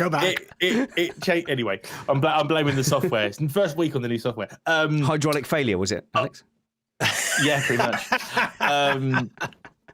It's the old Max Verstappen rules, isn't it? For racing, where it's one rule for him and one rule for everybody else. So for those of you who want a recap of it, he was battling with one of the Alpines. I think it was Ocon. Was it Ocon? Gasly. Sorry. It was the good one. I got 50%. They look pretty much the same, so I can understand. Exactly. It's the one that's further forward. He got very close to him on multiple occasions, very nearly nicking the rear of his car, and then into turn 3, or the big banked corner. He sent it down the middle, like lots of people had been trying to sort of send it down the bottom banking of the bottom of the banking, and understeered almost completely into the wall, and completely and utterly ran Gasly out of road to push him over the white lines. Now, I've had people on Twitter tell me that it was a block, a block pass. No, it's not a block pass. No. It's not a block pass because that's not how a block pass works. No, a block pass is more. Yeah, go on. You explain. Sorry. A block pass is when you compromise somebody through their exit of the corner while still leaving them room to exist. So you will get them wide as they can possibly go and stay in their space where they can't get on the power. That's a block pass. Running somebody off the track is not a block pass, and I'm never going to be okay with it. And obviously, people will come back and say, "Oh, Lewis at USA, yeah, we called him on it." Yeah, Lewis at Canada against Rosberg, we called him on it. Yeah. Watch that show, whenever it was against Nico Rosberg back in the 14s, 15s, whenever it was. We told him off for shoving Nico off the circuit all the time. The amount of times we said, "Nico, just stay there, hold your ground, watch him hit you." and he will get penalised for it, which is actually what we said to Lewis all the way through 2021. Yeah, just hold it. Let him hit you. Yeah, you got to do it once or twice and let the stewards make a call on it. Yeah, and apparently it happened in the F2 race in the exact same fashion, but because there was contact, that's why it was penalised. And the contact caused the other driver to retire from the race. And this is where the stewards are penalising the consequence rather than the action. Yeah. Sorry, Matt, get in there. I was just going to say, show me the contact. You say you say he got shoved off the track. There's very little room off track there. Did he hit the wall? No. There is room. There is room, Matt. There is room to be off track and not in the wall. Did he hit the wall? No. Did he hit? It's irrelevant. Max? He got run off track. Did he carry on? Yes. If you want a penalty, he needed to I think the rules are clear now, though, that if you're alongside, I think that he was entitled to be allowed room to stay on the track. I don't really think there's any doubt in the way the rules have been detailed thus far. Antonia? No, I think it's a really interesting point, actually, penalising the consequence, not the actual action, because I don't think, for example, Perez coming into the pits a little bit too quickly, I think that would have been written off as aquaplaning had he not made contact with the pit wall on entry. Maybe. I think that would have completely slipped under the radar. So no, I think generally speaking, there is a little bit of that in F1 with the FIA, where there's a lot of, there's a consequence, let's react to that, rather than enforcing a constant standard. Okay, but Alex, I think Matt's point is essentially that if a driver gets out of the way, he's sort of given up the corner. Like, he didn't have to give up the corner, I think is Matt's point. Yeah, show me the contact. Like, it's not like Pierre kept his nose in and there was like a dink on a side pod or something like that. So he fully drove off the track and ceded the place to Verstappen. So Gasly is penalised. So Gasly is penalised for avoiding a crash, which Verstappen said, right, it's going to be a crash now. And everyone lauds that with Senna. I mean, he could have done what Russell did to Tsunoda and keep him tight, even though Tsunoda was on super old tires and there was contact and Tsunoda got the penalty. So it seems to be the way the FIA does things. I mean, not Gasly. Verstappen puts a lot of faith in other drivers getting out of his way. Yeah. Because if Gasly had held his ground in that, which again, we keep saying they should, there absolutely would have been a crash. Wins. Alonso wins, which also fills me with dread. And he goes in and absolutely annihilates Gasly. That's what happens if Gasly doesn't move, and Gasly's seen it coming and he's probably gone, I'm not going to race and beat Verstappen, so I'll get out the way, I've got the room. But it's a very, very dirty piece of racetrack out there. So it would have been very, very easy for Gasly to lose it and hit the wall while trying to avoid Max Verstappen. And then Max might have actually got a penalty because he's put him out there and caused the consequence. I think that's so interesting that you've said that, because I completely agree. Max banks on people being terrified of him because, again, and this is Red Bull's tactics, in my opinion, paying off really well, where they put Max on this pedestal where no one can beat him, so don't even try. Even Gasly, who came in P3 in that race, he was the third fastest guy there. He's fourth. Whatever. There was 5 seconds. My point being, I've lost my train of thought now. Thanks, Matt. I'll rescue you. Go on. I just think that they're banking on other drivers. If it's why Max, in a race where he starts from the bottom of the grid, works his way up so quickly, because how many of those drivers actually race him? How many times does Kevin Magnussen go, actually, let's have a scrap here? No, they don't want to waste their tyres against someone who they think that there is no way they'll ever have a battle with. They just let him straight through. So that's why after lap 1, he's up to P10, and everyone's like, oh my goodness, how's he done that? Because they're all bending over. Simple. Wow. Okay, not the language I'd have used, but we have a similar issue in our iRacing competition, which, by the way, the next round is broadcast on the Missed Apex Motorsport channel on Friday. And we don't have Chris, our regular commentator, or Chris, our second commentator. So if you want to tune in to listen to me fumbling around calling a race, do tune into that. That is on Friday. But we've had a similar issue with our reverse grids where people just weren't fighting the defending champion, Danny Henney, and they were letting them through. And I had to kind of email the whole entry list to go, stop just letting him by on the reverse grid races. You are entitled to fight him for your position on track. And people are just not fighting Verstappen. And it's part of the interviews. George Russell says, okay, he's going to be off on his Sunday drive, waving to the crowd, but I'll try and beat Norris. They don't even factor him in. So every single race, Verstappen lines up P1, and we all hope that someone's going to make a lunge or an attack on lap 1, and no one's going to do it except one driver. There's only one driver, despite what he said today, there's only one driver I think is actually Lewis. up. So, no, it's Alonso. Alonso is the only driver who's genuinely up for, yeah, I'll have a scrap, whatever. Yeah, screw it, I'll have a scrap, let's go. It's why I wanted a standing start today. Yes, I think that would have been the only chance. Like when it was, I tweeted about it. Yeah. So with Alonso being P2, Alonso will genuinely be like, yeah, I'll have a punt. I know he made a joke about not doing that afterwards, but yeah, I think everyone else is doing championship maths and going, no, it's not worth it. Just let him go. And Verstappen can literally do what he wants. And as I said after 2021, everyone should be driving like Verstappen. If you had 20 drivers doing exactly what Verstappen does in those situations, then let's see what the stewards do. Because right now, no one drives as aggressively as Verstappen. And when Verstappen drives that aggressively, people get out of his way. So we don't really know if there would be consistency among these decisions with the stewards. It is not Verstappen's fault. But this is where it pains me to agree with Catman on when he was on here the other week. And he mentioned the fact that 2021 actually wasn't that good a season because the racing was so bad. Yeah. And that is absolutely an effect of Max Verstappen, and you take Max Verstappen out of this season and we've got an amazing season, potentially one of the best seasons. But because Max has not only just walked it, he's been ruthless in every single aspect of it. And everyone's scared of him. It's kind of like the Senna effect.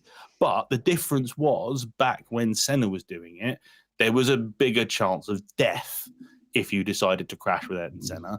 There is less of a chance of that these days. But they're still just jumping out of the way because they want the points. They don't want to be in the wall. They want to finish their races. And, I don't like that style of driving. Listen, when it comes to karting or sim racing, I'm one of the hardest people you'll come across. You're a bit of a turnip, to be honest, on the kart track. So yeah, you are really in a very glass house here. Can we go? I won't. But hang on. But I won't shove people off the circuit. I will give people room. I will be aggressive, but I will still leave room. Oh, okay, citation needed. Matt and Antonia, and then let's move on. Yeah, I just want to get away from the idea that the drivers are quote unquote scared of Max. I think there's any number of drivers who would race him extremely hard. But when your car is a second a lap or even half a second a lap slower, the maths, there's just no real point to it unless you're 2 laps from the end and in front. And so what you're seeing is just a recognition of the reality of the job Red Bull has done with his car and the pace that they have over the entire field. And you will see when people have a sniff of victory, it gets harder for him. But if I'm in a McLaren, we saw Norris at Silverstone, like really chasing him. It's not the drivers are scared. It's just they're being realistic about what they've got going for them on this particular race day. Yeah, perhaps scared is the wrong word, but like Jeezy said, they might not be scared of death. No, but a career death, perhaps. You don't want to be that guy who picks up damage, gets crashed into, wears the tires out, fighting someone who, in your opinion, your race isn't with. But I think that is a lot of the reason that we're having these quote unquote boring races. Is because no one is willing to get their elbows out because they don't think it's worth it. They don't think that there's anything to fight for. And it's not just fans who are twiddling their thumbs going, oh, well, who cares? The season's been won anyway. The races are all the same. Max is going to win. The drivers think it too. They are so resolved to the fact that they are not the fastest car on the grid. They're not the best driver on the grid, that they've almost lost their willingness to prove themselves because they don't think they possibly could. And that is, I think, what's contributing to these stagnant races where Max can start from anywhere on the grid and come in first with a massive gap. Yes, of course, because of his immeasurable talent, but also because no one is willing to waste their tires or just waste their time, as they believe, on actually fighting him. Well, I think my answer to that is, well done, Red Bull. Well done, Verstappen. What a position to have worked yourself into. It's the Dutch Grand Prix race review for Missed Apex podcast. And yes, we haven't had the same amount of DJ vibe. My goodness, was that Zandvoort track lit. Had I been 10 years younger, I would still be looking at the atmosphere at the Dutch Grand Prix and be saying, wow, that makes me want to nap. That was intense. There was a lot going on there, and I'm glad they're all enjoying themselves. The Dutch Grand Prix is very, very quickly stamping its name on the F1 calendar, along with the Mexican Grand Prix, as a track with atmosphere, as a track and a fan base that are really, really enjoying their F1. It's very, very hard to begrudge that. Curse you, successful rival fan base. But the F1 gods blessed us with a fantastic Grand Prix, some fantastic viewing, and if we can just find a way to edit in real time the amount of red flag time, that means that we can just kind of skip forward. Can we have a real life like TiVo, where we can just press a button and skip all of that so that we can get back to the restart? That would be perfect. But apart from that, no complaints for my Sunday watching Formula One. If you like the theme music to Formula One, check the show notes below, because Gareth McRae is available to make music for your podcast, TV show, or advertising. And if you listen back to our summer program, you'll have caught a chat with me and Magnus Greaves, who produces the fantastic Race Weekend magazine. It's a little bit fancy and it's a little bit posh and it is priced appropriately, but it will make you look like an uber F1 fan to your friends and family who come round to visit. So go and check the link for Race Weekend magazine. Missed Apex gets a cut of that, so you're also supporting us and you get a brilliant product. Please consider supporting us at patreon.com/Missed Apex. Now, let's get on with the awards. So the first award we have is the Good Thing Award.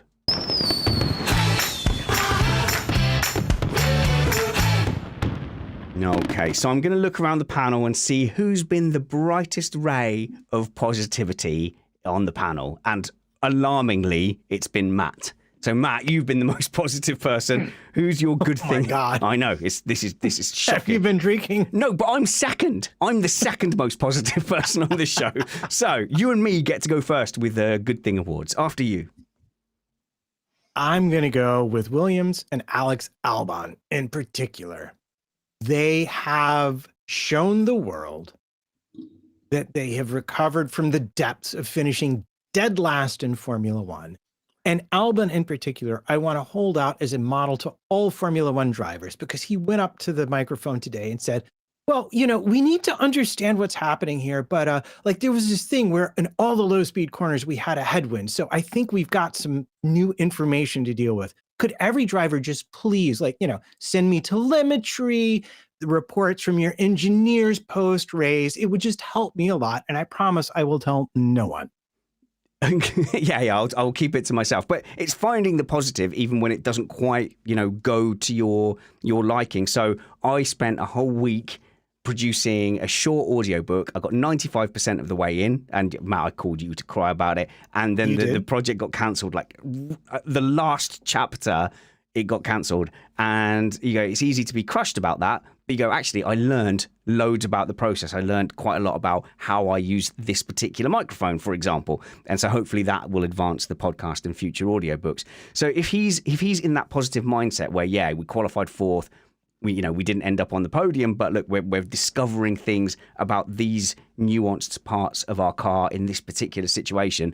I think that shows to me that is a team that's on the up, and it's really difficult to not point at James Vowles, because there's a very distinct line between awful, James Vowles, positive, results. I would find it very hard to go away from that conclusion. Oh, so you want me to argue with you? No, agree like a yes man. All I want is to be surrounded by yes men. Oh, well, sorry about that. I've picked the No, wrong no, cue. I would just go, what Val's particular genius is he's taken the base that Capito laid, and he's, instead of running them backwards, managed to move it forwards. And there's very few people walking in. I mean, Ferrari, we can look what's going to happen with Alpine here in another race or two. He's walked in the door and managed to make it better what was already there without completely messing it up. And that alone is a pretty big feat in a Formula One paddock. Cool. I am giving my thing of the weekend to Daniel Ricciardo because he was faced with the choice of hitting Piastri or the wall and having to keep his hands on the steering wheel in order to ensure that he hit the wall and not Piastri, and he paid the price for it. So I'm giving it to Danny Rick. That's fair, isn't it, Alex? That's in karting. Sometimes you have to pick between hitting the wall or hitting the driver. He absolutely decided not to hit exactly the Formula 1 car side on at speed. So yeah, he does need to be commended for that. And the way it snapped out of his hand looked particularly violent and not nice. Yes, speedy recovery for him. We'll probably hopefully see him at Singapore, which is not a great race to come back from. Feels like it's too soon. Which is not a great race to come back from with a hand in. Have you broken bones? Have you broken bones? I've broken a lot of bones. No, I've broken. Have you never broken bones? Different bits of wood. Never broken. I've broken a maybe my little toe. Apart from that. Okay. So have you tried being in a train? And crash? I've done lots of stupid things, like that guy in Unbreakable. You could be the guy from Unbreakable. Bruce Willis. Yeah, that could be you. So, Alex, thing of the weekend for you. Well, Matt took what was going to be mine, so I'm going to go with something that happened in my household, which was when I was cheering something that Hulkenberg did, and I went, "Yay, Hulk!" And then my wife had to explain to my 5-year-old that Hulk was not the Incredible Hulk, and that he can't just smash his way through all the other drivers to win the race because that would be illegal. And then having to explain what illegal was.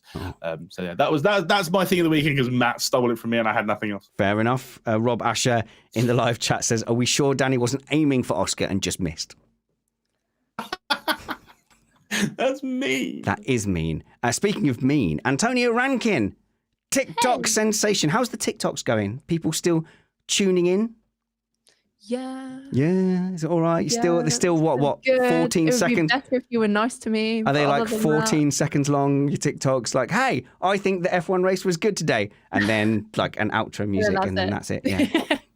Yeah. No, doing good. Busy. I know you're doing good. Yes. Amazing. Yeah. It's amazing. You're a sensation on there, and I advise everyone to go and click the links in the show notes below to go and check out what you're doing within TikTok and beyond, because you're starting to make me very, very jealous in the F1 sphere. Okay. Positivity. Who did a good thing? What was the good thing? How was the good thing? I'm going to give my positive T to Piastri. Because I think P9, he just deserved better. Not that I think anything can be deserved in F1, but he drove really, really well today. He gave a really mature, good drive. He really did a great job. And I kind of wish he'd done a little bit better in the end than he did. So as if my commendation means anything, this does. Is what I give to That's him. What this award is about. But like, I think it's fair to say, like, he's really in the pocket. He's in that same zone as Norris. He seems to be just like a smidge of a step behind, but the consistency, the racing, everything, like he pulled off some great overtakes today as well. Yeah. I honestly think him and Lando together with this McLaren that seems to be vastly improving, I think they can be a really, really great combination. And I'm so excited to see in the latter half of the season how they get on, or whether it'll be fireworks and flames and their heads will butt. Water on a grease fire. That's what you're going to get, because let's face it, if Piastri hadn't flat spotted his tires, and yes, you can say that's his fault. He was on the same strategy as Albon, but about 2 places ahead. He would have been ahead of Norris in today's race if he hadn't flat spotted those tires. And if I'm Norris, I'm like, well, he's still flat spotting his tires, but the looming battle has me already making the popcorn. All right, let's get negative. It's the bad thing award. Oh no, you missed the apex. Speaking of bad things, let's talk about Alex Van Gien and our upcoming matchup on Saturday, next Saturday, you and me in like open wheel, proper owner driver karts. And I am scared, but let's just talk about the series briefly. You and I are going to be in these non-comfortably bumpered karts. I'm used to my nice rental karts with the bumpers, and I've literally taken out a life insurance policy before getting into these karts. Oh, you'll be absolutely fine. So I will it's a die. new series. I'm going to die. It's a new series called GX UK, and they are trying to make karting, owner karting, affordable. It's using older Rotax chassis, no older than 2018, with a single cheaper. GX 200 engine, which is what you get in a normal rental car, basically. But they're really light, nimble chassis, and they're great to drive. To the point where I've bought a car. So loser. It's the first time in my life I've taken a dive into the okay. Antonia, what did you call him for owning his own car? No, we can't. You can't say it on here. Yeah, we can't repeat it. We can't repeat it. But you're an own cart something. Exactly. And it's a really great, fun group of people as well. Cool. We're in a WhatsApp chat, which we're talking about a lot. And Brad's using a cart as well. So, yeah, we're off racing at Shennington next weekend, which is up in Banbury. And you're going to have a practice. And I think you'll be absolutely fine. Okay. The threat is, obviously, they are open wheel. So if you do clang into somebody, I will die. Yeah. You won't die. You're not going fast enough to die. It's fine. Okay. But no, we are super looking forward to it. And if you do want to watch along, if you go to Alpha Live, the website Alpha Live timing, you can see all the races, all live timed on the Sunday. I didn't know that. Sunday. Oh, okay. Well, I'm not in the races. I'm just in the practice. So, but there will be some some video footage of that. So look out for that. Alex, what was your bad thing award for this weekend? Oh, it's Mercedes doing an amazing Ferrari impression. I mean, honestly, they let both their drivers down. They threw away the possibility of both cars fighting for the podium. Whether both cars would have been on the podium, I don't know. But they at least ruined that opportunity for both their drivers to go and fight for a podium with dumb strategy calls basically the whole weekend, apart from the Lewis strategy going straight to the softs eventually before everybody else. Yeah. Apart from that, it was a SH1T show. Okay. Well, I can't spell, so that's fine. So my bad thing award, I actually do want to praise the broadcast, but I'll start with the bad thing about it, which was kept missing Lewis Hamilton overtakes. So there was one where Lewis Hamilton got a great run on Carlos Sainz into 13, 14, down the back straight, and then it just cut to Perez following Alonso or something like that, just something inane. And we actually missed like 3 or 4 Lewis Hamilton overtakes. And that was him and Norris and Piastri coming through the field. That was the race. That was the thing to watch. However, I will say there was some spectacular shots. Something has changed. So that whilst the direction was missing stuff, something about the videography, there was lots of like tight shots, but appropriately spaced. There was amazing helicopter shots. The cars looked fast. And that's whatever they did to make the F1 cars look fast this weekend, keep doing that. Okay, who have we not gone with? Antonia, what was the bad thing award for you this weekend? I do have one, but I have to agree about the organisation of why did we have 5 minutes of replays on like lap 3? That was really annoying. I can tell you why. That is a conscious thing they decided to do because they think that is bringing the action to the viewer at the point that the race has settled down. So that was when I, name drop, when I was chatting to Rob Smedley here on the show. He didn't know he was going to be on the podcast. It was like a press junket thing and he got surprised with it. But yeah, he said like that is a conscious thing we're trying to do. And at the time they were trying to bring loads of telemetry stuff. So they were trying to bring driver inputs. And you remember the whole reaction time thing? That was something they pushed. And the only thing that really survived out of that was this constant replay of the start on lap 2 or 3. And I think as sort of mature race fans, we just want to watch the action actually as it's unfolding. Yeah, personally, I feel like we're missing out. I'm like, but we just got started. Don't show us what we've just seen. That might be a personal thing though. If they're running that, it must be a popular thing. But I just personally, anyway, my bad thing is, and it's not Zhou's fault necessarily that he crashed. He just crashed at a really inconvenient time for my personal research of how effective these wet tires are. If we'd have had a little bit more time with the Red Bulls on these wet tires, I would have loved to see how long they could have run for, whether they were kicking up too much water, because they shift something like 72 litres of water per second, these Cintrato blue tires. It's crazy. And I would have loved to see how effective they were, because we haven't had a lot of wet running actually this season, because it's either been crazy torrential rain that's not been raceable or not enough. And I would have loved to let it pan out just a little bit more, but can't blame Zhou. Stuff happens. He crashed. Sarah, Sarah. I wasn't going to say anything. But Do you agree?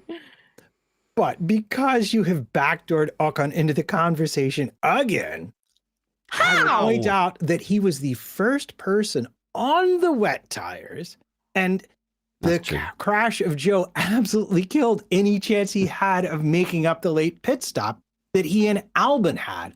So I agree with you. It was very inconveniently I just don't timed. appreciate you leveraging Ocon to knew agree. you wouldn't, and that's why I couldn't resist. And also, Matt, how did Ocon take his the decision to put him onto wet tires? Oh, he was gallically unhappy. He was very unhappy. Yeah. Okay, Matt. I wasn't going to bring it up at all, but you just. So it's my You just fault. hung it out Sorry. there. Okay. You hung it out there, and I couldn't resist. I Sorry, apologize. viewers. Oh my goodness, this show has been Sorry. chaos. This has been Christian and Kyle levels of chaos. I expected better from all of you. Matt, who missed the apex for you?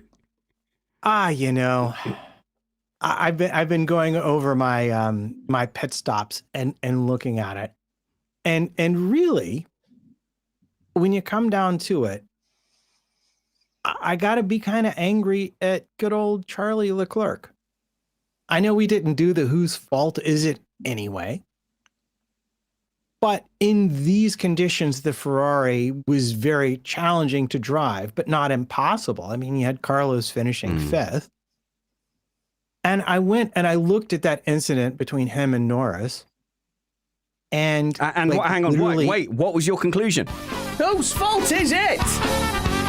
You looked at the incident, Matt. Go on, and I looked at all the incidents, and my conclusion was, well, he just got on the throttle early and spun the rears up and clattered into Lando, permanently damaged his car, and cost Ferrari their lead over McLaren in the Constructors' Championship. Aston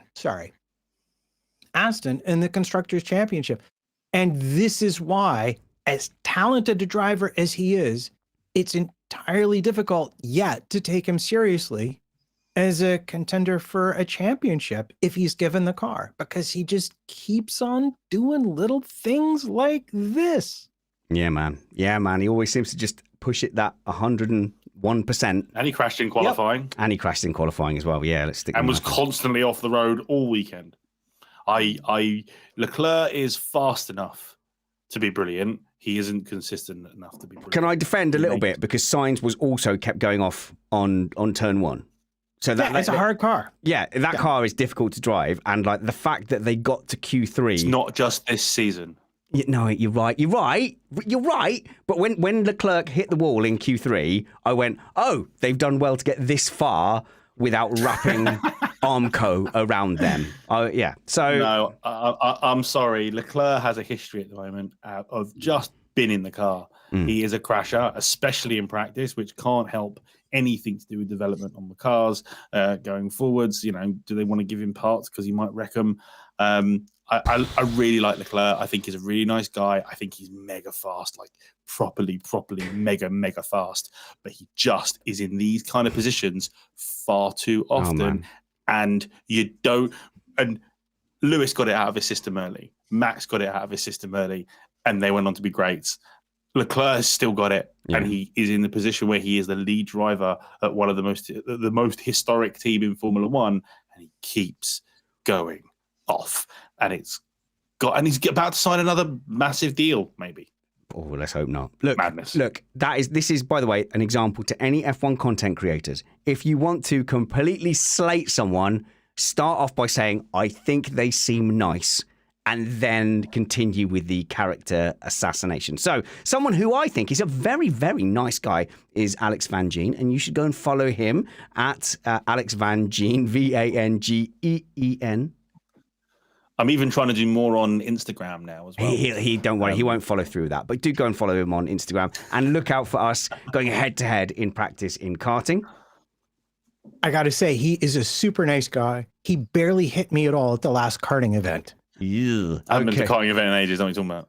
You weren't at the last karting event, which was the joke there. Okay. Follow Matt Trumpets at MattPT55 and keep a lookout for him advertising the chance to go and see him live playing trumpet in New York. Follow me. I'm at SpannersReady on Twitter. Follow my Instagram. I'm starting to post things. And check out my daughter singing a song as well on Instagram too. I think I'm SpannersReady on there. I'm the best one. Next, probably, or maybe third or fourth, is Antonia Rankin. Go and follow the TikTok channel, which is F1 Antonia. Oh, there you go. Yeah, I got it. There you go. And seriously, I know some people they turn their nose up and they go, oh, stupid TikTok. But it's really bite-sized content. All of our attention spans are going down. You don't waste a word. You don't waste our time. You get to the point and the content gets streamed at us and hits us in the face. I hit the mic. There you go. Does that make you feel better? I got after the WhatsApp messages and the DMs and all of Wait, I'm plugging your content for goodness sake. Reminder. Okay, so go and follow Antonia's content on TikTok. Even if that's your introduction to TikTok, you won't regret it. Links are in the show notes below. I'm recovering from the humiliation of doing the thing I always tell them not to do. We will join you, I think, because I'm going on a little holiday. So I will find you again for the Monza Grand Prix at 8 p.m. next Sunday. Until then, work hard, be kind, and have fun. This was Missed Apex Podcast Chaos.